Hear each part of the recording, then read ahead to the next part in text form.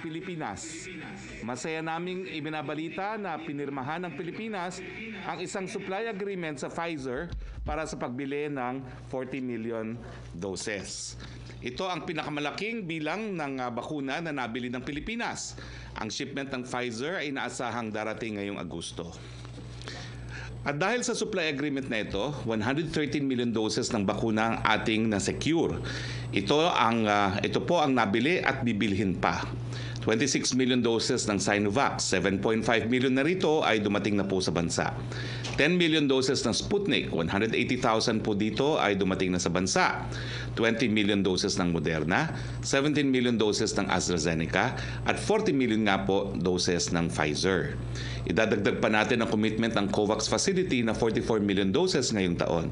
At ang 1 million dose ng Sinovac donation galing po sa China. Suma total, ngayong meron na tayong inaasahan na 158 million na doses. Sapat-sapat na po para sa kabuuan ng ating populasyon.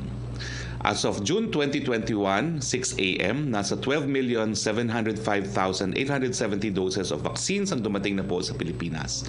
7.5 billion po ay Sinovac, 2,556,000 ay AstraZeneca, 180,000 ay Sputnik V, at nasa 2,469,870 doses po ay Pfizer. Ang tanong, kaya pa ba nating magbakuna ngayong bulto-bulto na ang supply ng parating? As of June 19, 6 p.m., nasa 8,222,759 doses na po ang na-administer sa buong bansa. At nitong Martes, June 15, ating nai-record ang pinakamataas na highest daily vaccination rate na 322,929. Kung inaasahan na maabot natin ang 500,000 daily vaccination rate bilang target. No? So kayang-kaya po ang ating target. Dahil napatunayan na natin na kapag sapat ang supply, umaabot na tayo ng 322,929 doses per day. Siyempre po, pag dumami pang supply, wala pong problema yung 500,000 per day. Now, meron po nagtatanong, kung darating po yan ng Agosto, yung 40 million, aabot ba tayo sa target nating 70 million by December? Siyempre po, kasi kung 500,000 per day po yan, 10 days is 5 million. So, kinakailangan lang po natin 20 days para po maubos yung first dose ng dumating na 40 million na Pfizer. Samantala, dumating kahapon po ang mga medical experts mula sa Israel Ministry of Health para ibahagi ang kanilang best practices. Kasama na ang vaccine deployment at vaccination program, cold chains and logistics management at data management ng buong Israel. Magkakaroon din ng site visits ang medical team ng Israel habang narito sa Pilipinas. Kung inyong matatandaan, ang bansang Israel ang isa sa mga bansa na nag-lift ng kanilang outdoors face mask policy matapos matagumpay na nabakunahan ng marami sa kanilang populasyon.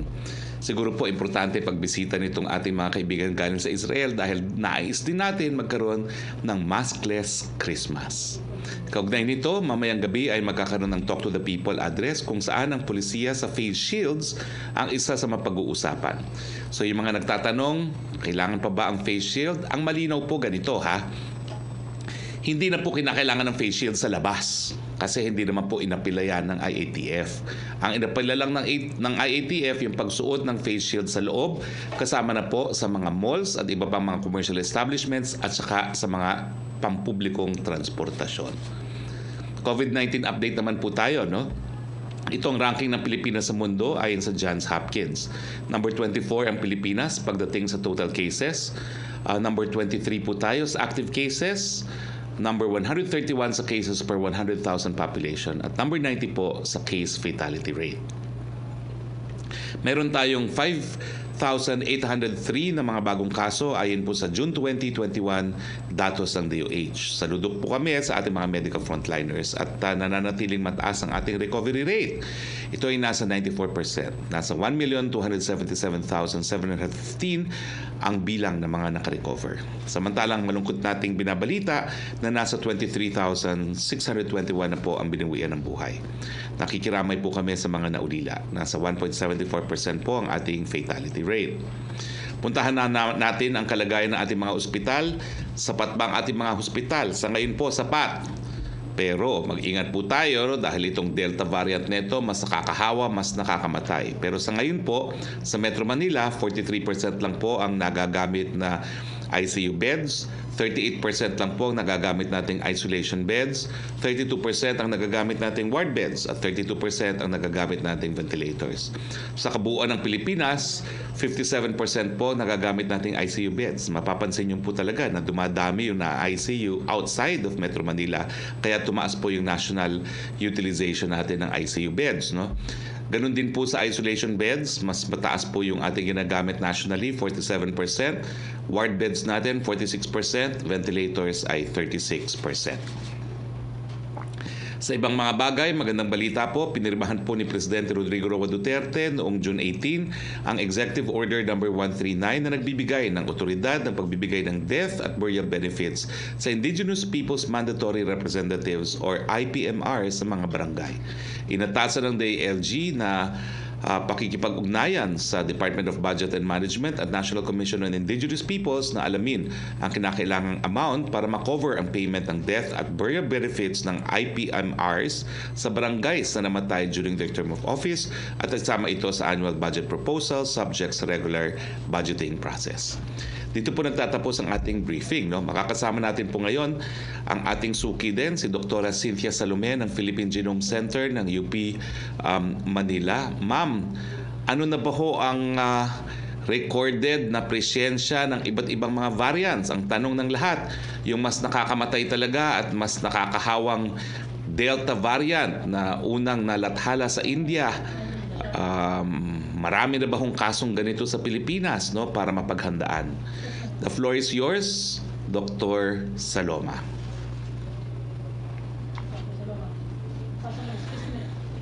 Magandang hapon po sa lahat sa ating mga tagapakinig at nais ko pong ibabalita sa inyo yung ating latest updates sa ating detection ng variants. So sa sinabi po ni Spokesman Roque kanina, in total po yung ating bansa nakatala na po ng 17 Delta variants. Dati po 13, tapos nadagdagan po ito ng 4. At gusto ko pong ipahiwatig sa inyo yung ating mga nalalaman natin po dito sa Delta variant. At saka later po pwede po kayong magtanong. So yung pangalawang slide po. So ito po yung Delta variant. Bakit po ba yung kahit bansa sa buong mundo ay nababahala tungkol sa Delta variant na ito. Marahil po nadama na natin na yung WHO gumawa po ng bagong nomenclature system para madali po alalahan yung mga pangalan nitong mga variants of concern. So meron tayong Alpha, ito po yung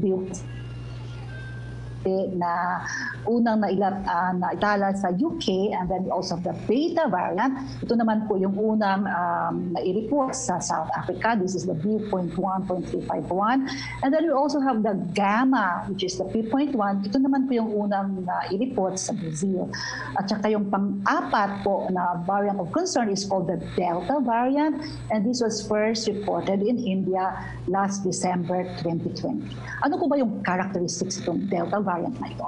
So itong variant na ito, marami po siyang mutation sa spike region ng protein, pero yung binabantayan po niyang mutation, o kumbaga yung kanyang hallmark mutation, ito po yung E484Q at saka po yung L452R mutations in the spike region. Nakakabahala po kasi alam natin na yung Alpha variant is about 60% more transmissible than the wild type variant, yung original po na variant na naisabit na itahala o na-report mula Wuhan. Pero on top of that po, itong Delta variant, mas 60% more transmissible pa siya kesa doon sa Alpha variant. And there's also po the possibility na mayroong decrease in convalescent plasma binding. So meron po siyang posibilidad ng immune evasion na sinasabi natin. So dito naman po sa Pilipinas, initially 4 po yung nathala natin sa ating mga international travelers at saka yung shampoo na na-detect natin doon sa ating mga seafarers from the MV Athens Bridge. Sa ngayon po, meron tayong 17 all in all na mga Delta variants na whole genome sequencing dito sa Philippine Genome Center, at may lahat po sila puros international travelers. So far po, we have not detected any community spread. So ano po yung ano po ba yung mga characteristics nitong Delta?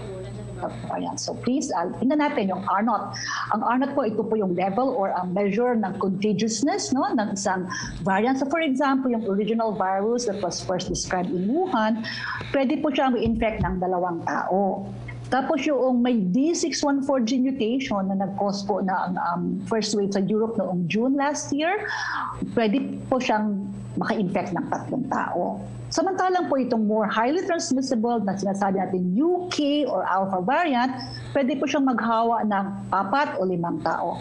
Pero yung Delta variant po, kaya niya maghawa ng up to 8 persons. Kaya kailangan po tayo talagang pagtibayin yung ating mga border controls at magsika po tayo na hindi makapasok at saka hindi po ito makaspread sa ating bansa.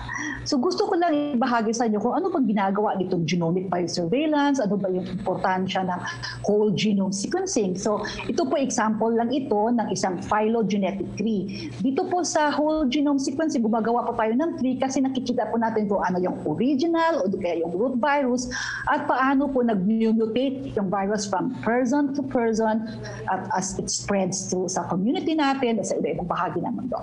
So kung titingnan po natin itong siya pinakamataas, ito shampoo ito. Kung titingnan ninyo, ang DNA sequence nila, nakikita natin na they form a cluster of linked cases and these are all po nanggaling sa ating mga seafarers doon sa MV Athens Bridge. Samantala, yung iba po naman nating 4 pa, makikita natin dito na yung mga nanggaling UAE at saka Belgium, iba naman pong cluster sila. So itong interesting po dito sa ating mga seafarers na nanggaling sa Delta, MV Athens Bridge, hindi po sila bumaba ng barko when they were traveling to different places in the world, including India. Our seafarers did not go to the shore. In fact, yung mga ibang tao po, yung pumunta sa loob ng kanilang barko. And that also reflects to us kung bakit po very alarming itong Delta variant na ito. Kasi itong ating mga seafarers, MV Athens Bridge, they not went down. Most likely, the possibility exists na baka nahawa po sila sa either sa mga customs agent or sa mga stevedores na pumasok po sa barko nila. No? So this is a very confined environment and that tells you the meaning na sinasabi natin are not na walo. Next slide, this one po. Ma'am, wala kaming nakikitang slide. Talaga po? Opo, sorry po. Opo. I will do it again. Nako. Hindi naman po. You can just flash it very quickly. Okay, very quickly. This one po nakikita natin. Nakikita na? Meron na? Okay, full. Ito po, nakikita ninyo? Ano, meron na? Hello po. Yes, wala pa rin po. Meron na? Wala pa. Bakit? Well, anyway, going on to your last slide. I will just continue my presentation po. Ano ba ang mga characteristics nito? Number 1, that the Delta variant is rapidly spreading around the world po. Sinasabi ng WHO sa Europe that it is poised to take hold in the region at nakikita na po natin itong Delta variant sa 80 countries around the world according to the WHO. And sa UK po, you remember they are already highly vaccinated. We increasingly see that in the beginning, dapat natin maraming Alpha variant doon. Pero ngayon po sa kanilang data, about 91% of the recent cases po ng yung UK COVID-19 cases, puros Delta na po sila, no? At saka sinususpect na they are really alarmed or concerned na baka ito yung mag-cause ng third wave of COVID infection sa UK. Pangalawa po, not only is it rapidly increasing, it appears to be highly transmissible. So sinabi ko kanina, sa estimate po ng England na 60% more transmissible than the Alpha variant. In addition to that po, it is associated sa medyo iba po yung kanyang symptoms na itala po. For example, sa Southern China, na sinasabi ng mga doktor doon na yung mga pasyente mas mabilis magkasakit. Ibig sabihin, yung kanilang pag-worsen ng kanilang symptoms mas mabilis at ang pag-deteriorate nila mas mabilis compared po sa dati nilang mga pasyente na may COVID-19 cases. At saka there is a possibility rin po na yung mga younger people kasi they are likely to develop their symptoms at saka hindi rin pala sila na-vaccinate. So, pwede pong sila yung mag-spread nitong Delta variant na ito. Pang-apat po, the people who are more likely to be hospitalized, people who are more highly to be hospitalized with the Delta variant. At saka sinasabi po ng Public Health England na over the Alpha variant, twice po ang risk of hospitalization nitong Delta variant na ito based on the study sa Scotland. At saka, siyempre, yung mga taong may underlying medical conditions, siyempre, sila po mas higher risk. And lastly, mukhang hindi po masyadong effective yung isang dose lang ng vaccine. Kailangan po talaga 2 doses. So sa data po ng BioNTech or ng Pfizer at saka po ng AstraZeneca, pag na-inject po or naka-vaccinate po ng complete at saka mga 2 weeks later, about 92% or more po yung protection niya sa vaccination. Kaya gusto ko lang ipahiwatig sa lahat na yung yung Delta variant na ito, na i-detect na po natin sa 17 cases, pero puros po sila international travelers. We have not detected them in our communities yet. Kaya po we have this unique opportunity, the opportunity now to prevent their entry into the country and the spread in our communities through strong border control. At saka po, hindi lang naman siguro ito yung last na VOCs na mangyayari sa atin. Kaya kailangan po talagang pag-ingat tayo at paigihin pa natin yung ating mga control measures. Maraming salamat po. Maraming salamat, Dr. Cynthia Saloma. Punta na po tayo sa ating open forum. Go ahead, Yusek Roque. Yes, good afternoon, Secretary Roque at kay Doc Saloma. Question from Laila Salaverry of Inquirer. Secretary Galvez says 40 million Pfizer doses are arriving by October and he expects this to help the country achieve herd immunity by year-end. Question, how can the government guarantee that it can administer these doses in 2 months before the year ends? Well, unang-una, Laila, hindi naman tayo umasa lang sa Pfizer para doon sa tinatawag nating population protection. Patuloy po ang ating pagbabakuna at kanina nga po binasa ko, mahigit 8 million na yung ating nabakunahan. At siguro kung pagdating nila ng Agosto at magtuloy-tuloy ang trend, maghihigit pa tayo sa 12 million by the time we start using yung Pfizer na binili natin. Pero napakita na rin natin na 322,000 a day jobs kaya natin. So yung ating target po na 500,000, di po imposible yun. Ang ating sinisiguro lang yung sapat na supply para nga tuloy-tuloy na yung 500,000 a day na posibleng mangyari dahil nasa 322,929 doses na po yung pinakamarami nating naturog.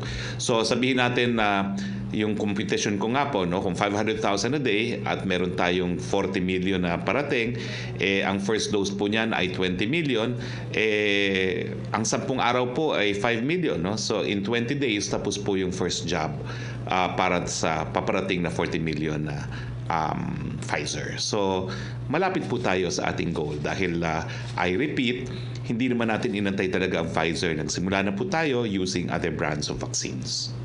Opo, yung follow-up po niya, is there a new target daw, target date for achieving herd containment? Or can this already be achieved with the doses delivered earlier before the Pfizer doses arrive? Gaya ng sinabi ko po, mahigit 8 million na pong bakunado sa atin. So by the time dumating po itong Agosto, mas marami na po tayong mababakunuhan. Baka kaya na natin ang 12 million yan.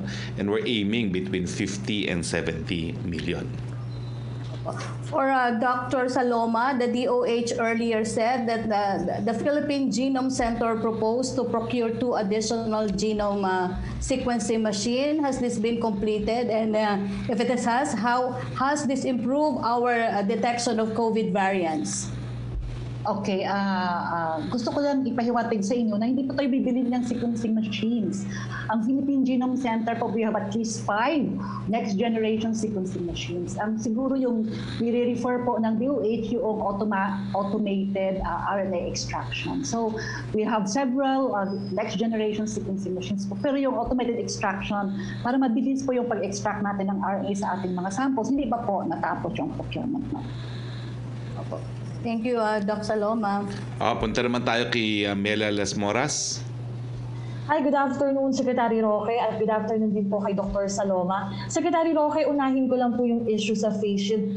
Just to be clear, kasi nabanggit niyo po kanina, basta nasa labas ng bahay, ay hindi na kailangang mag-face shield. Ito po ba yung ipatutupad ng policy? So mamayang gabi po ba, ang i-expect na lang po natin yung decision para sa indoors? Oo, kasi ang apilan naman po yung sa indoors at saka pampublikong mga transportasyon. So, kumbaga, hindi na po inapila yung pagsusuot ng face shield sa labas. Pero importante parati ko pong ulit-ulitin na kasama pa rin yung mga pampublikong transportasyon at yung mga indoors, kasama po dyan yung mga palengke na matao, no? At mga malls. Opo. And sir, kapag ang isang tao ay lumabas ng kanyang bahay, let's say mag-exercise o maglakad-lakad, hindi na siya dapat hulihin kung wala man siyang face shield, basta naka-face mask. Tama po yan, hindi po yan kasama doon sa inapila ng IATF. So yung hindi naman po inapila, that's immediately executory at kaya nga po yung immediately executory yung face mask na lang po paglalabas po tayo.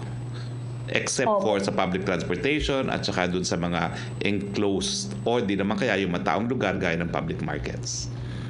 Opo. And panghuling tanong na lamang po mula sa kasamahan kong si Karen Villanda ng PTV. Secretary Roque, sa shorter quarantine po kasi for fully vaccinated Filipinos, may mga nagtatanong lang, bakit daw po kaya nauurong yung effectivity date? Just once and for all, para malinaw sa lahat, kailan na po ba magiging effective itong pag shorter quarantine para nga dun sa mga Pilipinong nabakunahan na dito sa ibang bansa, ay dito sa Pilipinas at pupunta sa ibang bansa. At kailan po kaya magkakaroon ng desisyon doon naman sa mga nabakunahan sa abroad? Ang effectivity po ay move to 22 June 2021 kasi inaayos po ng DICT yung programa na gagamitin na magiging basihan ng verification ng vaccination cards, no. Ang alam ko ang initials niyon is MP ata no, pero ito po yung automated vaccination database, no, na kinakailangan patakbuhin, no, para may basihan para mag-authenticate ng mga certificate of vaccination na ipipresenta sa Bureau of Quarantine. Opo. Secretary Roque, sorry, short follow-up lang po and my last question. So, kasi bukas po ay June 22 na. So, bukas kapag may dumating tayong kababayan na, kumbaga parang may inasikaso lang abroad, pagdating nila dito sa Pilipinas, 7 days na lang yung quarantine at kung hindi magkakaroon ng sintomas, hindi na kailangan ng swab test. Tama po ba, Secretary Roque? Under the law, it becomes effective at 1 a.m. of June 22. Okay. Thank you so much po, Secretary Roque. Thank you very much. Punta tayo kay Yusek Roque, please. Okay, Secretary Roque, from Chris Jose of Remate Online, reaction po sa hirit ni Congressman Salceda na pagsasagawa ng special session habang nakareses ang Kamara upang palawigin ang validity ng Republic Act 11519 o Bayanihan 2 hanggang katapusan ng taon na may miligrong masayang daw ang 18 billion pisong pondo ng Bayanihan 2 kapag napaso ito sa June 30.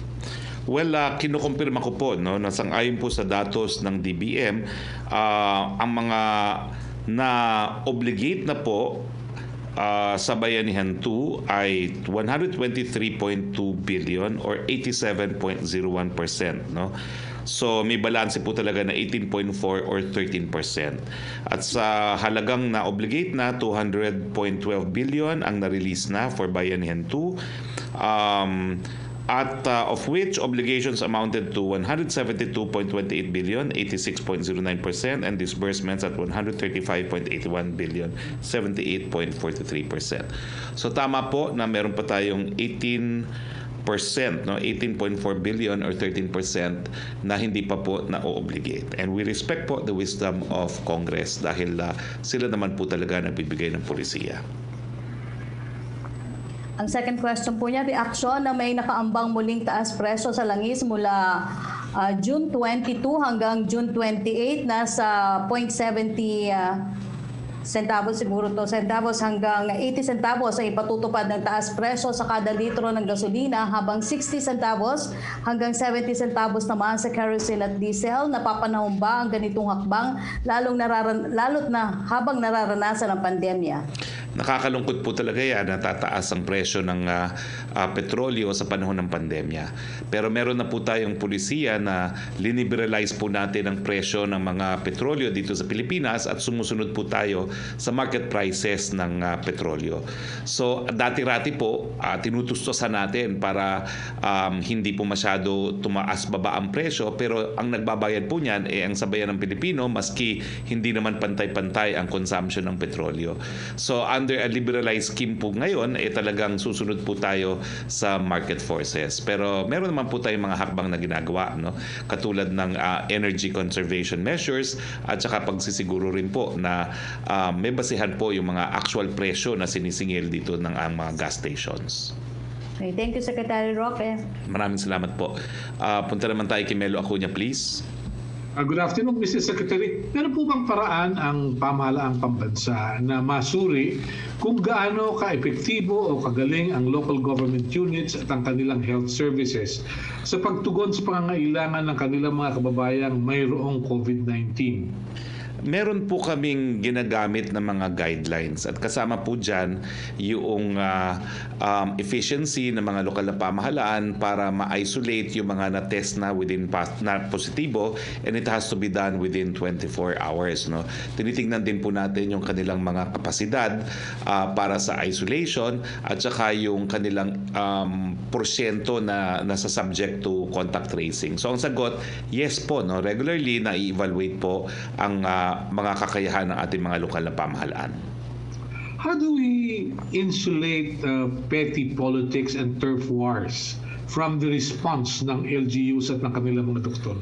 Una-una, hindi po namin inisinasa publiko yan.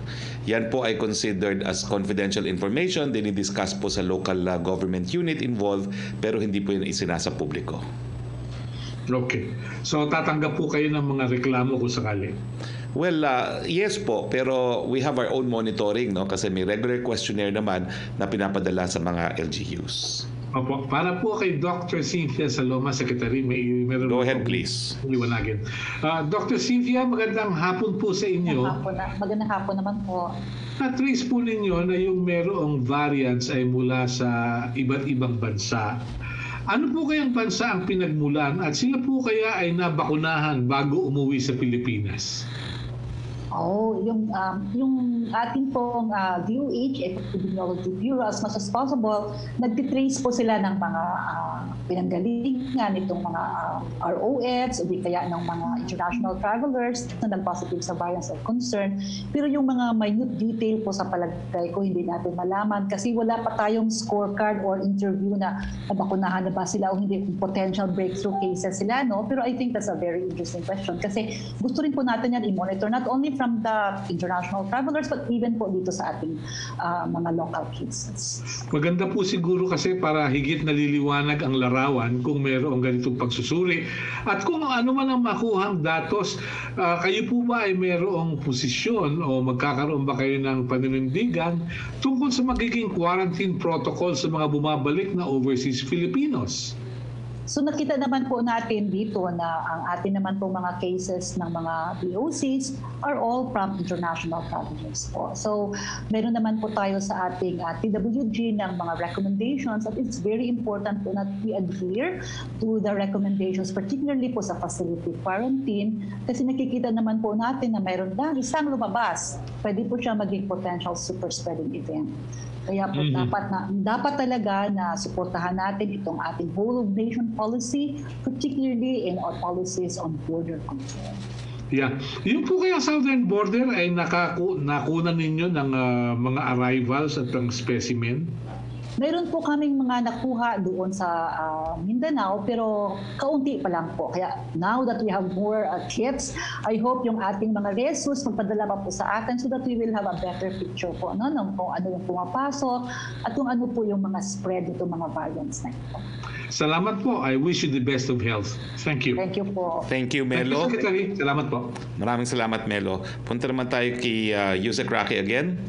Yes, Secretary from Sweden Velado ng PTV para daw po kay Dr. Cynthia Saloma kung na-contain na daw po yung Delta variant na na-detect sa Pilipinas at ilan daw po ito sa kasalukuyan? Okay, ang ating pong Delta variant sa ating genomic surveillance, lahat po nakita natin sa ating mga international travelers. So they were caught in the quarantine area. So na-contain sila kasi naka-quarantine sila. So that is we have a very unique opportunity po na i-prevent ito kasi yung opportunity natin ngayon habang hindi pa po natin na-detect o doon sa ating mga komunidad, kailangan po talagang pag-igihin natin yung ating border control. So wala pa po tayong na-detect sa community. So far, puro po sa ating mga ports of entry lang. Opo. Gusto lang po niya ulitin niyo yung pagkakaiba daw po ng Delta variant kumpara sa ibang variant na na-detect na sa Pilipinas. Okay, so di ba po, meron tayong alpha, meron tayong beta, at saka gamma, at saka yung delta variant. So far po, we have detected 17 delta variants sa ating bansa, pero lahat po ito nasa ports of entry, wala pa po sa komunidad. Ano po ba yung uniqueness nitong delta variants compared to the other variants of concern? Number one, very highly transmissible po. Yung R0 niya po, pwede 5 to 8. So kung ang ating alpha variant kaya siya mag-infect ng 5, ito po kaya niya mag-infect ng 8. Number 2, there is an increased rate for hospitalization based on data from Public Health England. So highly transmissible, it is probably spreading very fast all over the world. 80 countries na po ang nakapagtala nitong delta variant na ito. At saka po sa report sa nanggaling sa Southern China, mabilis po yung pag-deteriorate ng symptoms ng mga pasyente nitong delta variant na ito. So kailangan po talaga na we have to be very careful, and there's also the possibility na pwede siya mag-spread sa mga bata kasi hindi rin sila vaccinated, at saka sometimes hindi sila nagpapakita ng overt symptoms, so pwede nilang i-spread, at kailangan po talaga natin protektahan yung mga vulnerable members of our communities and of our families. So ulitin ko lang, dahil nga dito sa Delta variant, yung mga po pwede na magpabakuna na po kayo. Huwag na po kayo mag-alinlangan, dahil kung hindi, ang sigurado po tayo mas nakakahawa, mas nakakamatay itong Delta variant. Samantalang, ang sigurado rin tayo, walang bakuna na ibibigay sa atin na hindi napatunayang ligtas at epektibo. Thank you, Secretary Roque. Thank you. Punta naman tayo kay Ivan, please. Hi, Sec. Yes. Good morning. Start video, sorry. Yan. Magandang hapon po. May question po sana ako kay Dr. Saloma. Dr. Saloma, please. Go ahead, please. Yes. Opo. Maliban po dun sa Delta variants na nakumpirma, yung 4 additional, meron ding 14 Alpha variants na na-confirm. 12 are local cases at may 21 beta variants naman po. 20 are local cases. I'm sorry if I'll be asking you to state the obvious, pero ito po ba'y nangangahulugang may community transmission na nitong mga alpha at beta variant? At ano ho ang ibig sabihin nito para sa komunidad? So, for example, itong ating mga alpha variant at saka beta variant, nakita po natin dito sa ating mabilis na sequencing run. For example, yung ating beta variant was found we found a number of cases in the Zamboanga Peninsula. So, many of the cases are unlinked. So, basta unlinked po yung cases, we can say that they are found in our communities. No? So, we also found cases in Davao as well as, of course, in Northern Mindanao. So, just like our experience in the National Capital Region Plus, normally po pag makita natin yung mga VOCs, associated din sila sa sudden spikes in cases. Ito naman pong 4 new cases ng Delta variant. Can you tell us a bit more about their profile? Meron pong mga kaso dito na napauwi na po sa kanilang mga LGU, natitiyak po natin na hindi na naman sila hindi na nila madadala yung virus sa kanilang mga inuwi ang mga local government unit. Okay, i-summarize ko lang, Ivan, kung ano po yung ating nalaman sa ating bagong 4, no? We have detected 4 Delta variants from ROFs, 3 of whom came from the MV Eastern Hope. This is a ship currently docked in South Korea. Pagkatapos po nang na-detect sa mga Filipino crew, ni-repatriate po sila sa Pilipinas, and 3 of them po talaga nag-positive sa Delta variant. Ang isa na lang po na iwan sa hospital, the others have been cleared, no? Okay naman po sila kasi na-satisfy nila yung quarantine nila, at saka bago po sila ni-release, nag-test naman sila negative. And then the other one po, mas matagal na, pinadala ito sa atin ng sample na May 24 pa pala siya dumating sa Pilipinas galing sa Saudi Arabia. Tapos na-complete naman po niya yung kanyang quarantine at na-discharge naman po siya. So, 3 out of 4 have already been discharged. They have completed their quarantine, except 1 po na nasa hospital pa ngayon. And safe to say, hindi po sila makakapanghawa sa komunidad nila? Very good po. Kaya you can just imagine the importance of border control and quarantine measures po. Thank you, Dr. Saloma. Sec, given all that Dr. Saloma here has said about the Delta variant, meron po ba tayong magiging pagbabago sa ating response, sa ating pong COVID response? Lalo sa ngayon po, ang direction natin, ipaluwag tayo, hindi po ba? Well, hindi po magbabago yung ating border controls, no? At sa ngayon po, ini-impose po natin ang mandatory 10-day facility quarantine at mandatory PCR test on the 7th day, no? At yung natitirang 4 na araw po ay kinakailangan strict home quarantine pa rin po yan. So, humihingi po tayo ng pasyensya sa ating mga umuuwing mga Pilipino, pero ito lang po talaga ang tanging pamamaraan para mapigilan ng pagpasok ng Delta variant. Dahil ang sinabi nga po ni Doktora ay hindi pa naman po nasa komunidad ang Delta variant. So pwede pa pong pigilan ng pagpasok sa ating teritoryo. Sek, yung mga OFW from UAE, Oman, sila po'y nananawagan na i-lift daw po yung ban dahil marami sa kanila stranded na ng isang buwan doon. Hindi raw po pwedeng pauwiin sila, dito na lang sila mag-quarantine, and when they clear, saka na sila pabalikin. Pauwiin sa kanilang mga probinsya. Salamat sa tanong na ito dahil punong-puno rin ang aking telepono at ang aking email na mga apila, no, galing sa mga Pilipino sa UAE. Ulitin ko po, no, pwede po kayong umuwi, pero kinakailangan po ito kabahagi na isang repatriation program, either na inorganize po ng Philippine Embassy o di naman kaya ng pribadong sektor yung inyong mga manning agencies. So kung po pwede po at talagang at kayong umuwi, kontakin nyo po ang ating Philippine Embassy o di naman kaya ang inyong manning agency para sila po ay mag-organize ng isang repatriation program. Ang importante lang naman po ay mabigyang abiso ahead of time ang Bureau of Quarantine sa mga paparating na mga Pilipino na kabahagi po ng mga repatriation programs. Thank you, Sek. Sek, panghuli na lang po, may mungkahi si Ginoong Joey Concepcion na mag-segregate sa workplace yung mga bakunado at hindi bakunado. Ano hong tingin niyo dito? Hindi ho ba ito discrimination daw, tingin ng ilan? Pag-aralan po natin yan, no? Dahil all suggestions naman ay dapat pinag-aaralan. Pero sa tingin ko ngayon, dahil 8 million mahigit kumulang pa lang ang ating mga nabakunahan, ay hindi pa ito yung panahon na para gawin yan. No? Pero pag-aaralan po yan, lalong-lalo na habang dumadami yung hanay ng mga nabakunahan na. Secretary, salamat. Dr. Saloma, thank you. Maraming salamat po. Thank you, Ivan. Punta tayo ulit kay Yusek Roque, please. Yes, Secretary, tanong mula kay Ace Romero ng Philippine Star, will the President daw po call for a special session to extend the validity of Bayanihan 2 funds?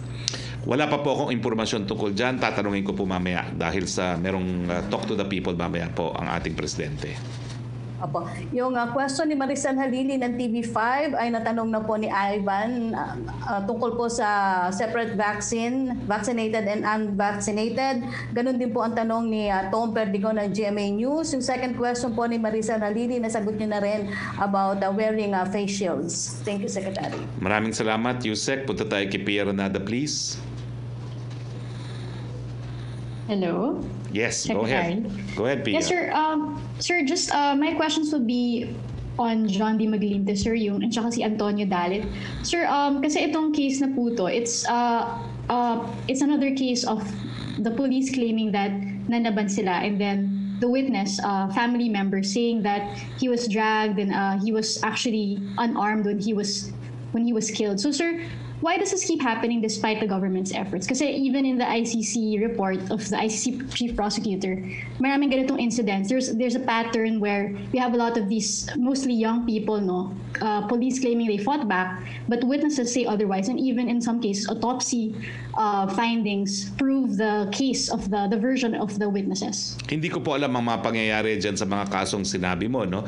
Pero sisiguraduhin ko po na matapos ito, tatawagan ko si General Eliazar para magkaroon ng investigasyon dito sa mga ito. Pakiulit po yung mga pangalan. Sir John D. Maglinte and Antonio Dalit. Actually, sir, yung PNP naman have announced that they will investigate. But siguro yung question lang dito is why it keeps happening despite constant investigations, probes. I mean, why don't we hear, for example, the President more often condemning these incidents in person? Kasi usually kayo po yung nagko-condemn, but it's like we don't hear from the President himself when he's the one who issues these kill threats, diba, sir? There's 240,000 PNP personnel. Siguro kung meron mga bugok, they constitute the exception rather than the rule. But sir, yun nga, may pattern kasi sir that it keeps happening. So sir, how can the palace assure citizens, Filipinos, that the Malacañang, the president himself is on top of the situation and is really sincere about running after these bugok cops, as you say? Because we will investigate, prosecute, and punish those who will violate the law. Why don't we hear more of that from the president himself? There's no need for it. He's been repeating it, no? Ang pulis, suportado ko kayo kung kayo po ay legal ang ginagawa, no? Pero kung illegal pong ginagawa nyo, you're on your own. Ilang beses naman pong sinabi ni Presidente yan sa kanyang Talk to the People. Yun na nga sir, but it keeps happening, like itong hapong recent incident. We'll just keep on investigating, prosecuting, and punishing. Okay, sir, next, my question would be about just to clarify the face shield policy. Kasi before, sir, you announced that face shields are required anywhere outside the home. So I'm just clarifying that you are now, that policy is no longer true. And basta outdoors, hindi na po siya required. Alam mo, I never said that. Kaya nga pagdating sa face shield, nag-issue ko na statement para walang hindi pagkakaintindihan. No? And I will repeat what has been appealed by the IATF pursuant to its resolution. No? Ang inapay po ng IATF ay yung pagsusuot ng face shield. Sandali i-quote ko lang po para sa lahat ng enclosed indoor spaces of hospitals, schools, workplaces, commercial establishments such as but not limited to food establishment, malls and public markets, public transport and terminals and places of worship. So, yan lang po ang inisyo kong statement. Wala po akong sinabing verbal to be safe na ito po yung mga areas na inaapila. At ibig sabihin, dahil hindi po inapila ang pagsusuot ng face shield sa labas, hindi na po required ang pagsuot ng face shield sa labas. Except dito sa mga areas nga na binasa po natin. Okay, and sir, lastly, has the government asked Sinovac, any Sinovac representative, just to react, sir, to yung news nga na healthcare workers who got fully vaccinated with Sinovac still get COVID and actually end up in the hospitals? Like this is the case in Indonesia. Just wondering if the Philippine government has asked Sinovac for any response to this and if you've heard from them. Wala po akong impormasyon tungkol dyan, pero siyempre po, lahat po ng mga balita na kakalap natin, pinag-aaralan ng ating mga dalubhasa. Alright. Thank you, Secretary. Maraming salamat, Pia. Balik tayo kay Yusek Roque, please. Thank you, Secretary. Tanong ni Tina Mendez ng Philippine Star. Nasagot niyo na po about face shield from Cathy Valente of Manila Times. Reaction daw po na Senator Pimentel's pronouncement expressing his support to Senator Pacquiao. He said Pacquiao, a loyal PDP Laban member and officer, will be a good choice as a presidential bet of the ruling PDP Laban. Pimentel also said he would not support the party resolution endorsing President Duterte as its vice presidential candidate because the Council Assembly was an unauthorized and unlawful gathering. Wala po. Yan po ay personal na paninindigan ni Senator Coco Pimentel. No? Unless makiklaim niya na siya nagmamay-ari ng PDP Laban, kinakailangan po konsultihin yung buong partido. But we leave that to PDP Laban. Thank you, Secretary. Okay, Trish Terada, please. Hi, good afternoon, Spokesperson po sa border controls natin. This weekend po nilinaw nyo yung IATF policy on countries with travel restrictions including UAE. Sabi po, ay repatriation flights mounted by government and private agencies are allowed. Kasi yung OFWs daw po from UAE are appealing on social media to lift the ban. Ay nakabili na raw po ng ticket na na-cancel, nag-expire na yung visa at nagbabayad na daw po ng multa for overstay. So pinapatanong po na kasabahan ko na si Krista Nadalo, paano raw po ito yung plano sa mga namatayan na kamag-anak sa Pilipinas at hindi po makauwi. Kasi daw po kung sasali naman sa repatriation flights, medyo matagal daw po bago masama. Alam nyo kasi, ang pagkakaalam ko sa model POA contract, yung flight na pabalik, sagot din ng employer sa pamamagitan ng money agency. So kaya nga po sinasabi natin na kailangan kontakin nila yung mga money agencies para sila ang mag-organize ng repatriation program para sa kanila. No? Lahat po ng OFW, obligado ang employer magbayad ng papunta at pabalik na plane ticket. So it's a matter of organizing po. No? O di naman kaya, makipag-ugnayan na rin tayo sa ating embahada sa sa UAE to organize these repatriation flights. At tingin ko po, meron ng ilang mga repatriation flights ata na na-mount. I'm not sure, pero kasama po yan, no, sa mga plano. No? So, dun sa mga ibang ating Pilipino, makipag-ugnayan po tayo sa money agencies, sa ating embahada, dahil I'm sure they are organizing these repatriation programs. Again, uulitin ko po, humingi po kami ng pasensya, ng abiso, dahil nakita nyo naman po ang nangyayari sa India. I'm sure ayaw nyong makita mangyari yan sa inyong mga sarili at sa inyong mga mahal sa buhay, kaya po nag-iingat tayo pagdating po sa pagpasok nitong Delta variant nito.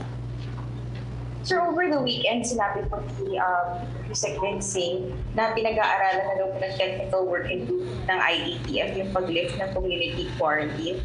How soon will this happen? And possible po ba, or kailan yung target natin mangyari na ma-lift yung mga community quarantines natin? Wala po akong ganyang impormasyon na nalalaman. Bilang opisyal ng tagapagsalita ng IATF at tagapagsalita ng Presidente sa lahat ng bagay ukol po sa COVID-19. Ang aking apela po sa ating kasama sa gobyerno, igalang po natin yung order na ating Presidente, centralized release of information po tayo para walang kalituhan, at ang request ko naman po sa ating mga kasama sa media, kung meron naman po kayong impormasyon na nais linawin, pakitanong po sa ating tanggapan dahil sumasagot naman po tayo, and I think the Malacañang Press Corps can attest to this. Sir, is the government optimistic about the possibility na ma-lift po yung community quarantine this year? May chance po ba na within the year matanggal na lahat ng community quarantine restrictions po natin? Hindi ko po alam. That's a decision to be made by the IATF, no? Pero tingin ko po malabo pa yan. Malabo pa po yan. So anyway, I apologize kung hindi po masyado naging malinaw ang aking earlier statement, no? Kasi pag-apela naman po, ang status ko ay yung inaapela. So, I'm sorry po, maybe because I'm a lawyer, I assumed it was, I took it for granted na intindi ng lahat na ang status ko ay yung mga areas na inaapela lamang pagdating ng wearing of face shields. My fault, siguro po, hindi ako naging malinaw. Pero kaya nga po, other than what I said na status ko, yung status ko refers to yung mga areas na inaapela, which was in printed form na linabas po natin para hindi po nagkakamali. Folks, thank you very much. Maraming salamat, Trish. Okay, Yusek Roque, meron pa ba tayong mga tanong? Yes, Secretary, tanong po ni Angel Ronquillo ng DZXL. Reaksyon po sa sinabi ni Iloilo Mayor Jeronimo Jerry Treñas na kaya sumisipa ngayon ang kaso sa mga probinsya ay dahil sinunod ng national government ang rekomendasyon ng OCTA na ibuhos ang supply ng bakuna sa NCR+. Ano po ang mensahe nyo sa mga taga-probinsya, lalo na't pakiramdam nila tila pinababayaan sila ng pamahalaan at hindi pinaglalaanan ng mga bakuna kontra COVID-19? Unang-una po, no, bagamat wini-welcome namin lahat ng suhestyon, may sarili pong dalubhasa ang IATF. Mantakin nyo naman, buong DOH kabahagi ng IATF. Halos buo na ng UPPGH kabahagi ng IATF, no. At meron pang Ateneo Med School, no, na kabahagi rin ng IATF. So hindi po tayo nagkukulang sa mga eksperto na magbibigay ng kanilang rekomendasyon. Siyempre po, kinukonsidera rin ang OCTA, pero I can assure you na hindi lang po OCTA ang pinakikinggan. Number one. Number two, hindi po totoo kasi na sumunod tayo sa OCTA. Sa totoo po, 32.2% lang po ang napunta sa Metro Manila Plus areas. At yung the rest of the bakuna na tinatanggap natin, iniikot pa po natin sa buong Pilipinas. Number three, nung lumalabas nga po na yung mga areas na hindi naisara sa pamamagitan ng ECQ, MGCQ, dyan po tumataas ang mga kaso, nag-order nga po ang Presidente ng equitable distribution, damihan ang mga bakuna doon sa mga lugar na lumulobo mga kaso, at yan naman po pinapatupad na po natin ngayon. At kay Mayor Treñas, isa po ako sa tinetext niya, and I can assure Mayor Treñas na unfortunately, pagdating po sa taas ng kaso, ang solution po talaga ay mask, hugas, iwas. At kabahagi ng solusyon, siyempre po, ang bakuna. Pero kumakalat pa rin po ang COVID dahil hindi po sumusunod ang ating ilang mga kababayan doon sa pakiusap na ating Presidente na mag-mask, hugas at iwas. Bagamat sabi nga po ng Presidente, yung mga lugar na tumaas ang kaso, magkakaroon po na mas maraming bakuna.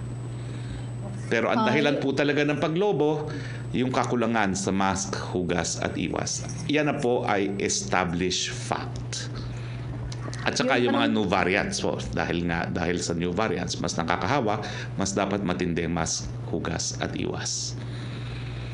Yung tanong po ni Pia Gutierrez ng ABS-CBN, nasagot niyo na rin po about dun sa UAE, sa OFWs. Yung tanong po ni Salirin Namonte, nasagot niyo na rin po about face shield. Tanong po ni Joseph Morong ng GMA News para po kay Dr. Saloma, what do you think daw po is driving the surge in the provinces? It is the variants. If it is not the variant, then what does? Dr. Saloma? So sa palagay ko, Trisha, yung mga, hello po, sa tanong naman pong yan, I think it's really a combination of factors. Number one, siguro yung complacency and not adherence and non-adherence to the minimum health standards, very important po yan, no? Number two, normally we see a rise, it's very, very sudden spike in cases. That is signature po ng mga variants of concern. So I think it's a combination of these two factors driven by, number one, complacency, at saka nakalimutan po siguro ng iba natin mga kababayan na they really have to be very, very strict in the practice of all these minimum health standards, yung pag-mask, paghugas ng kamay, hindi necessary huwag lumabas ng bahay at magpunta sa maraming mga tao. And number two is kasi alam naman natin na pag may variant of concern, isang case, isang introduction lang can become a super spreading. Kaya yun po yung aking may sagot. Thank you, Dr. Saloma. Secretary Roque, yun po yung mga nakuha nating tanong. Salamat po. Well, dahil wala na tayong tanong, papasalamat po tayo sa ating panauhin, si Dr. Saloma. Maraming salamat, Yusek Roque. Maraming salamat sa ating mga kasama sa Malacañang Press Corps. At maraming salamat sa inyong lahat, sa inyong pagtangkilik ng ating regular po na presidential press briefing. Sa ngalan po ng inyong Presidente, Rodrigo Roa Duterte, na magkakaroon ng Talk to the People mamayang gabi, ito po inyong Spokesperson Roque nagsasabi, sa mga lugar na lumulobo po ang mga kaso, ang solusyon po, mask, hugas, iwas. Pero darating din po ang bakuna dahil pinag-utos na po yan ng ating Presidente na magbigay ng mas maraming bakuna sa mga lugar na tumataas ang kaso. Magandang hapon po sa inyong lahat.